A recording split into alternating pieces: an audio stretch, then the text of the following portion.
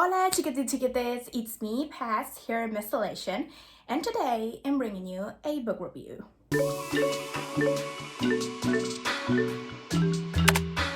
We're back to talking to the books I got in my last book haul, and this time I'm gonna review The Guinevere Deception by Kristen White. First of all, I actually got this book's plot wrong like the first time I talked about it.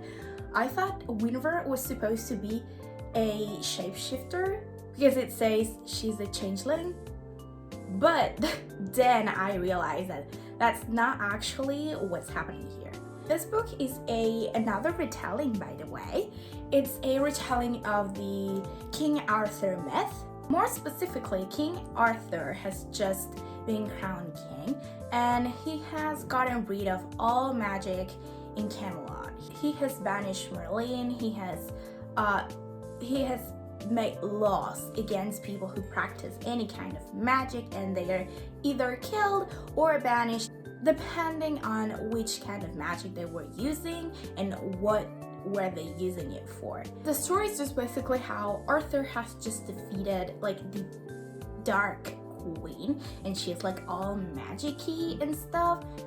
And that's the reason partially why he banishes magic from Camelot, arguing that even if magic is not inherently bad, it can be used to do evil. So he just considers that it's best to try and protect the population by forbidding magic than risk the population by allowing magic to prosper in Camelot. They think the Dark Queen is dead, but Arthur has his suspicions that she's not completely out of the game yet. So the plan is to find him a protector. This is when Guinevere comes in. So Guinevere has been raised by Merlin in the forest, and she is a witch. And they all plan for her to travel to Camelot and marry Arthur and pretend she's the real Guinevere, because like the whole plot device in this book is that Guinevere is not the real Guinevere. He's supposed to marry Princess Guinevere from a southern country, but the thing is that while Guinevere is on a convent preparing to become a perfect wife, she dies, and now they have a problem. But Merlin just says, hey, what if instead of founding another princess to marry, you just marry my daughter, who is also a witch and who is also able to protect you from possible magical attacks.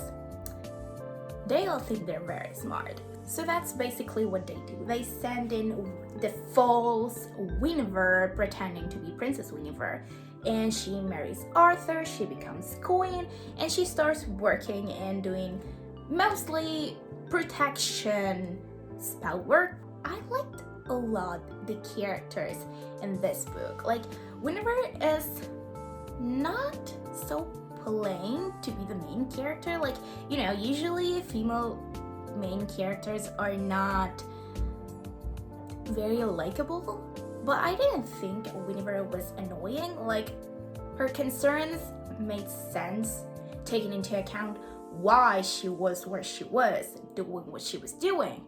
Then Arthur was just so sweet.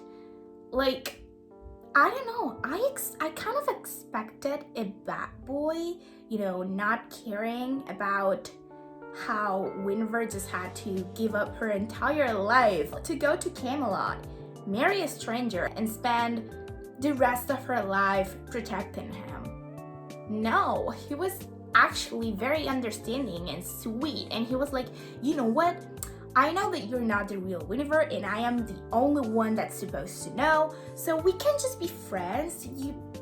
We can be friends. You don't have to be professional around me. And I thought that was very sweet. And actually, their relationship is very sweet. Then there's Mordred, who is Arthur's nephew, but is the same age. Complicated families. And he's a knight of Arthur, and like his second hand, he follows him everywhere, and he's like the most important knight. It's made clear plenty of times that Mordred is not supposed to be there to fight, but to think. We see very soon that he's supposed to form a love triangle between Guinevere, Arthur, and himself. And strangely, I didn't find that annoying. I despise with all my heart love triangles, but I think I liked this love triangle because both Arthur's and Guinevere's relationship and Mordred's and Guinevere's relationship were very mild. Like, they were not based in lust. No, there was no sexual tension whatsoever. No, they were both based in, oh my god, this boy really sounds like he understands what I'm feeling, and like he just wants to make me feel better, and I appreciate that. It was more sort of that, so it was quite more enjoyable to read than an actual traditional love triangle where everything is revolving around lust. There was also Brynjin, who is Guinevere's maiden, like chamber maiden, and not gonna lie, I thought she was going to betray Guinevere in the end. I just felt like she was too friendly, you know? She was the typical character that just flutters around the main character, making sure she's comfortable and she's happy and that she doesn't want to talk, because in case you want to talk, I'm always by your side. I don't know, it just felt very convenient that she was so predisposed to be nice to Guinevere, who she just met, but she didn't betray Guinevere at the end.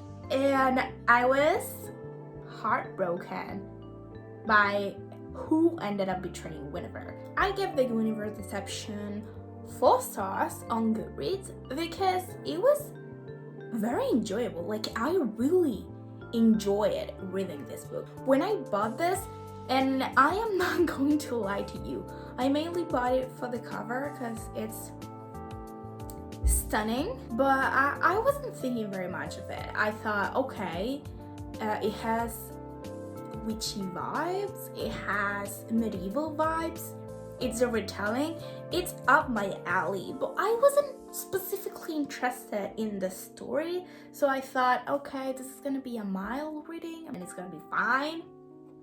But oh boy, I am actually going to continue reading this series, which is the Camelot Rising series, and the next book comes out in November, I think.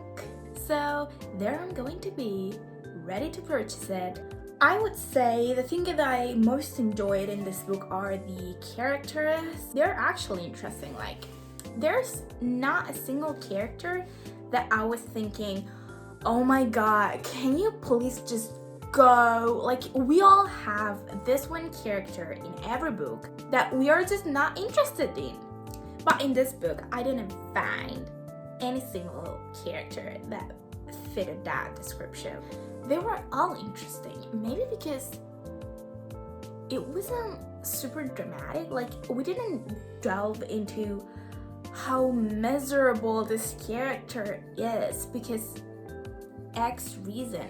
No, it was just going with the flow. It was very interesting. And if I had to find a con, I would say that the Dark Queen is not really explained. If she doesn't explain that in her next book, then we don't have a villain, because like yeah, at this point she's kind of like Voldemort. Like, we don't really know anything about the Dark Queen except that she's bad, which is very subjective. So this has been my very messily delivered review of The Guinevere Deception by Kristen White. And I don't know, I kind of feel like it was messy. But trust me, it was a very good book. And like, if you like medieval settings, if you despise bad boys and instant love, you will like this book, because you know, it feels like the character development is going to be so good. Like, it's going to be so good. I cannot wait. Okay, so this is the end of the video. I hope that you enjoyed hearing me talk. Yeah, that's kind of what book is. Hopefully see you next time. Adeu!